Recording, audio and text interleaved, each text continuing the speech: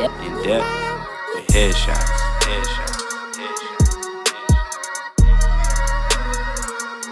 In depth with headshots.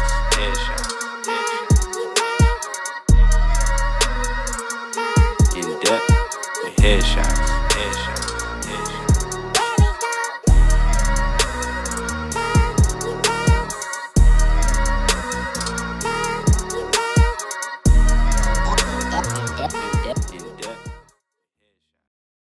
What's up, y'all? This is In Depth with Headshots. It's your boy BHed. Very first episode, first quarter with my guy, Brom's very own, Chris McCullough. What it do, my G? My God. What's up, my God, ain't shit, man. Like to start the day off with a good smile, of course, and a good word of the day. Get folk going. What's the good word of the day, my guy? Cheers, bro. Cheers. Do it up. Ain't complaining. More life, more success. Nah, man. Me and Chris, we go back. Salisbury days, good high school days. This was my roommate. You know what I mean? Had to make sure, you know what I'm saying, keep him in check, make sure he make good decisions, smart decisions, you know what I'm saying? Like I'm a little big bro. Always gonna be a little big bro. I don't care if the nigga 7 foot. You already know what it is. But yeah, man, we go back, went through a whole bunch of adversity over there at Salisbury. The shit was crazy, but we did get a championship at the end of the day. First one in the school, making history. One ever. Can't complain all we do. First Good winners over here. First one was like 111 years, I think. 111 years, first win. And we part of that though, so he got my only ring, you know what I'm saying? That's so history. Yeah, we go back. That's great shit right there. Which led to many other different things. Had a great career moving forward, went to many different schools, got you to the league, all that good stuff. Mm-hmm. But that leads me to the first question, you know what I'm saying? Back in them days, you know what I'm saying, you was getting a whole bunch of looks, getting all the gear, getting a whole bunch of attention, you know what I'm saying? Everything was looking good. You had the looks, this, that, and the third, but so outside looking in, you know what I'm saying, people are looking at you like, oh, he got everything's looking good. But what do you think are, in general, what do you think are some things that people don't see, you know what I'm saying, behind the scenes? Like, what are some things people don't see about the professional? Like, everybody thinks they always look good, but what do you think some things that might stand out that fuck people up, like? Just the early mornings, the late nights, the extra work you gotta put in when no one's there, when everybody's out partying, the days you gotta stay home, you gotta self-discipline yourself. I don't think everybody really see that. And you know, just try to be a pro as best as you can. That's what you made it there for, to be a professional. So you just gotta do it the best way you can. Like you said, being a professional, you know what I'm saying, the late nights, all that stuff, that comes in with a lot of work, a lot of focus, all that stuff. And it also comes with a lot of distractions that could be in the way as well. So people hitting you up for favors, people needing this from you, and you're not even where you want to be at, you know what I'm saying? But when it comes down to favors and stuff, how do you really handle people that are asking you for favors, or how do you go about that? Like, I know you get 100 requests a day, 100 requests a month, 200 requests a month. You can't say yes to everything. So, matter of fact, you really got to say no most of the time, be wise, and be able to budget your money and be good. So it's like, at what point do you say to yourself, oh, you know what I'm saying, I can help this person out, I can do this favor? Or at what point do you say, oh, I don't want to pass out on this investment? You know what I mean? Stuff like that. With me, is like I always make sure my family's straight. My family's good. I take care of my family first and foremost. And you know what I mean? I'm just a good-hearted person. If I have it, I can help you out. But it's going to be one time. I'm not going to keep helping you out, because that's how people keep coming back, asking for more and more. Basically, so like I said, this is my immediate family. I got kids, so I make sure they straight. I make sure my mom's straight. But even sometimes with your own moms, your mom's asking stuff, sometimes you can't give it to her. And it's hard to say no, because it's your mom's. It's hard to say no, but sometimes you got to do it. And they, you know what I mean, you just got to let them know. And most of the time they understand.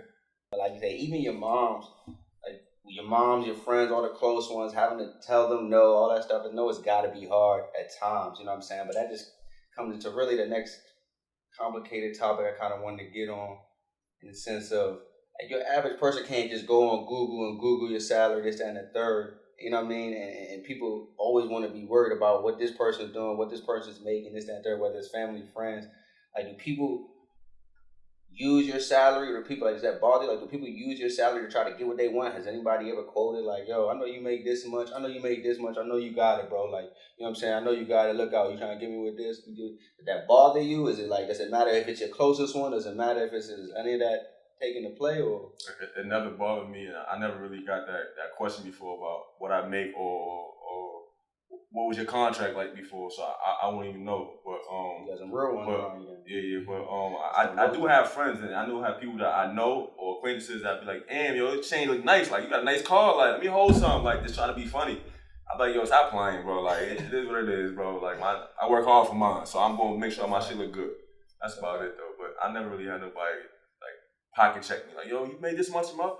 That never happened. Never use it again. Never use it. Nah, that never happened to me. You guys are real ones, cause I know many people who say, yo, people doing that all the time. Yo, you make this much, yo, bro. I know you can give me with this, bro. Give me with this, and then that's the era we live in. Everybody be pocket watching, want to see what you got on, or watch what chain you got. What about you know what I'm saying? Like what about like paybacks and favors? Like, do people just use your status as, you know what I mean? Like, they might ask for a favor, and then just because he got it, I ain't gonna pay that nigga back. Like, do you come across that a whole bunch of times, or is it like, you know what I mean? Like, is it like I got you, or niggas just keep hitting you with the delay, like, oh, I got you, but knowing you got it, you're not gonna need it, you good. You might lend them this amount, you know what I'm saying? They saying, yeah, I got you this and third, but then niggas don't ever pay it back. Do you feel like people take advantage of that, or is it, or you got genuine mutual respect over the years? Cause, you know, you've been in this it's for years. It's like half and half. Like, I had family members that try to do that.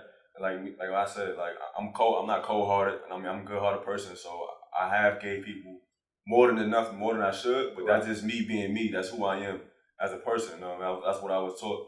But now I don't do that. But when I was younger, I definitely did that. So you mentioned you did that stuff when you was growing up and everything. What other challenges did you face, you know what I'm saying, growing up throughout your career, you know what I'm saying, right after prep school, straight to college, all that time? What other challenges did you face in that time period that may either prepared you for now or you know what I'm saying, just your career? For me, it's the people that I had in my corner behind me who was telling me, it was in my ear telling me, yo, you going to the league, you about to do this, you about to do this, that, and the third. But you just had to stay focused in college. And when I was in college, I got hurt my 15th game against Florida State, tore my ACL. That's when I thought, damn, I'm going to have to come back to school for another 3 years. Originally, the plan was to go for 1 year. Only 15? Yeah, 15 games. So right then and there, you know, I had to really focus on my schoolwork and make sure I finished out that year, even though I still left and went one and done. I drafted to the Nets. I had to really focus and finish that year off right. You drafted 29? Yeah, 29 to Brooklyn. One and done. I'm sure that, like you said, having a kid, I'm sure that having a kid, was that like the biggest influence on, oh, I got to get to the league this year, or was like coming back after the first year, was that a thought, or was it once the kid was in the process, there was no question, no hesitation, I'm going straight to the league? My son had nothing to do with it for real. It's just, when your name is hot and is buzzing, you got to go when you got to go. Even though I was hurt, I still had to go when I was hot. You know what I mean? You don't want to come back the next year, and then the next year you don't play because you still rehabbing. Now you out for 2 years. Now you're a junior. Now you're getting older.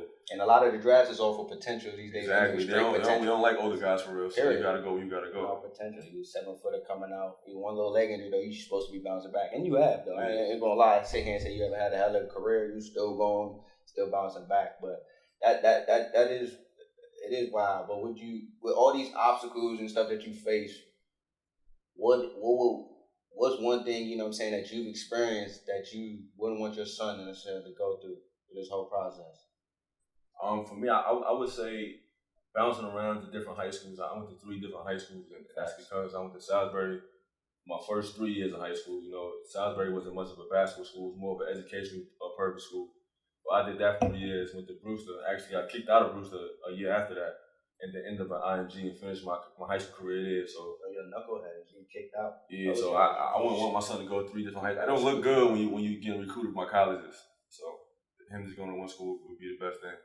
No, for sure. I mean, as long as you got a good guy, that's the biggest thing. I know for my kid, I'm gonna make sure everything is right. Everything I didn't do, I'm gonna make sure my kid good. He got to. So that's the one good thing. I mean, you went through a whole lot, so you should be able to get him on the right path for sure. You be considered what they call an in-betweener, right? NBA, overseas, in-between kind of guy. What drives you to just make the decision, like, you know what I'm saying, all right, I'm done with the NBA for this year, you know what I'm saying, I'm going to go, I got to go overseas and attack the overseas bump. Like, where does it draw the line? What makes you make those decisions, you know what I'm saying? Is it on your own? You got help in them decisions? Is it something you just feel you gotta take on your shoulder yourself? Like where is that coming to play? Just after my 4th year in the league, I didn't get a contract extension with the Wizards, so I went to training camp with Detroit. I actually did pretty well. I was the 3rd best player that year in training camp, and they told me they was gonna sign me. I just needed John Law. John Law was hurt. They told me if he's hurt throughout the year, they're gonna sign me, and I'm gonna take his spot. Okay. My very last day during training camp, John Law was back playing 5-on-5 with us, so I knew it was over. Like, I knew I was going to have to talk to the team saying they was going to cut me or release me and let me go. But I already had a China deal. So I'm like, oh, it's cool. Like, I'm going to go to China. I'm going to make my same money in China. You know what I mean? I went to China for a month and a half, made great money, got to experience that first time overseas, and just came back, and I've just been overseas ever since after that. You've been overseas ever since. Do these teams, you say you coming back and you doing all this and the third, and you out there for a month or out there for, do these teams, are they cutting you? Are they kicking you out? How's it go? Are they just saying, do we good off you now? Like, cause I know they got to be interested in you when they first offer the contract, then you go out there for a month or two. They say, they just getting rid of you, or they find somebody else to come replace you? How that shit work? Normally in Asia, the teams like in China or Korea, they very cutthroat. Like, you go out there, you play well, they might praise you. You lose 2 games, they looking at looking down the bench like, all right, what we about to do now? Like, who we about to fly in? And the team I was on, we lost. I won 3 games, we lost 1 game, and they signed a player right after me. And one day I was going to practice, and they were like, "Yo, where you going? Going to back gym." I'm going to back gym. It's kids back there shooting around, 15-year-old kids that play for the national team. I'm back there playing 3-on-3. They sent you to the recreation. Sent me to the back, the YMCA. Sent you to recess. Then the same day though, we had shoot around that day. We was going to a game, and we was going to play in Beijing at Stephon Marbury. I walked on the bus, and then the team was like, "Where you going?" "Going to the game." "What you mean where I'm going?" "Nah, you got to get off the bus. We talk to you later." I had to leave. I left like 2 days after that. Went right home. Yeah, cutthroat like that. Out of here. That's wicked. That's happening. Is that just like over there in Asia? It's only in Asia, but no. I mean, teams elsewhere, some teams do that. I heard stories like that, but it never really happened to me elsewhere like that. But normally in Asia, it's like that. Nah, that's wicked, bro. First of all, walking into a gym thinking you got practice and getting sent to the back gym. To the practice gym is wicked. Little kids running around, but that's how serious it be. This is just a business. It's nothing else but a business. It's really, you come out here, they like you one day, next day you could be out of here. It's a business, so that's literally how it works, though. Yeah. But like you said, we was talking about business. This being a business, this is a business. Money. That's really what it's all about. Life after hoops. You know what I mean? That's what you hear a lot. You know what I mean? In terms of business, people buying stocks, investing in property, whatever the case may be. Businesses. My question, do you have any of that going on for you? Is it businesses you got going on, properties you got going on? What's the life after hoops looking like for you? For me, it's getting in real estate. I just invested my first ever property real estate last week, so hopefully that goes good, and I'm gonna continue to grow from there and just keep getting bigger. I want to have a lot of growth and money for my children, their children, and just have enough money for my family so we can be set for life and live a better life. Yeah, for sure. Like 10, 20 years ago, they was people with athletes and all that wasn't getting businesses until they retired. Then they start looking into stuff. You know what I'm saying? The trend now has changed really to where people getting houses. They doing the stocks is going crazy. Everything's going crazy, but you want to have multiple things all at once, multiple sources of income. You know what I'm saying? So as long as you got that going on, that's good. I guess that leads into what for these younger athletes and stuff like that, for your kids, anybody.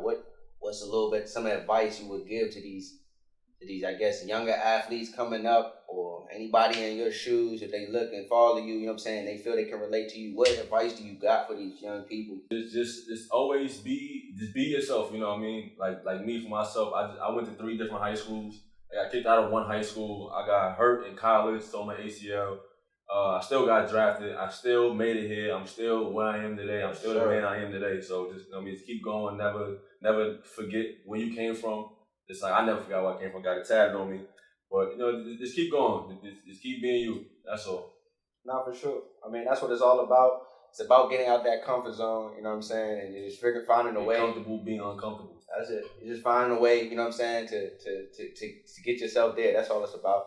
And that's what this is about, man. This is In Depth with Hed.Shotz. It's a good neighborhood network where we just vibe. And you know what I'm saying? We get comfortable with being uncomfortable. Oh, Shout my man Chris McCullough one more time, bro. Good luck. We're blessed to be out in San Juan, Puerto Rico with my guy. Appreciate you coming to sit down. Make sure you follow us on IG, both of us. Make sure you tap in to Hed.Shotz YouTube channel. You already know what it is. My guys, love, from the city for life. In depth with Hed.Shotz. Rolling. It's Chris McCullough. I'm in debt with Hed.Shotz. This in depth with Hed.Shotz. This in depth with Hed.Shotz. Oh, in debt. Yeah, in depth with Hed.Shotz. This Chris McCullough. This in depth with. Nigga ain't do work since 6th grade, bro. What you expect? It's Chris McCullough. You in debt with Hed.Shotz. More energy, that's why. This is Chris McCullough. You in debt with Hed.Shotz. Cut. Good work right there.